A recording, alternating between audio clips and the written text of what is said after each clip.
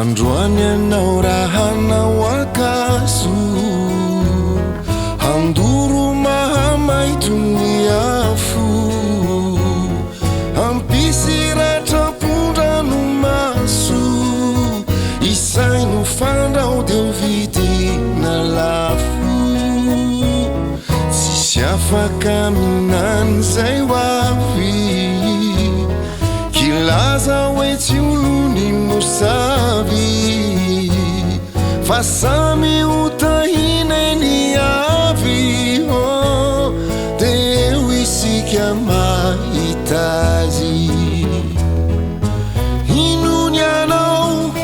fa tsisy asalo navanondoza nefa de milamimpo niala elo niafane tsy ho zakanao fa tsy ny mety anody ao aorina ao ka hazamba manao ratsy ihany fa mbola boribory any tany o misy kiozany andriamanitry zany tsy maintsy atraotra ny ndray androany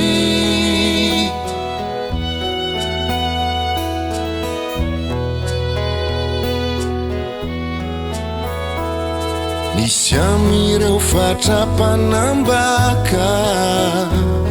tsy mety fanona tsy nitraka hainila vonjy tamivambaka de teo izy no afabaraka izao reno mba tiako ambara manino naramanao ny tsara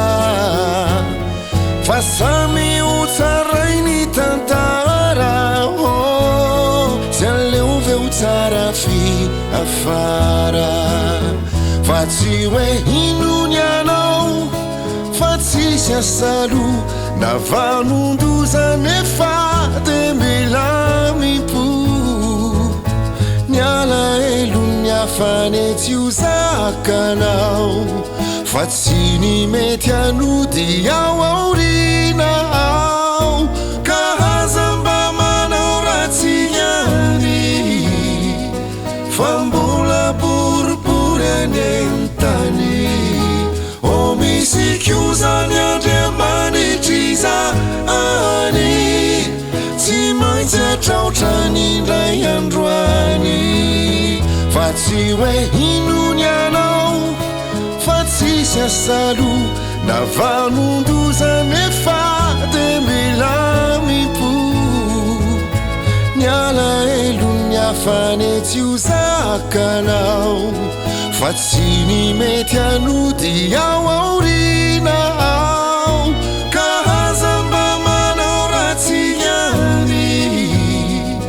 fa mbola boribory any tany o misy kiozany andriamanitry zany tsy maintsy atraotra ny ndray androany tsy maintsy atraotra ny ndray androany tsy maintsy atraotra ny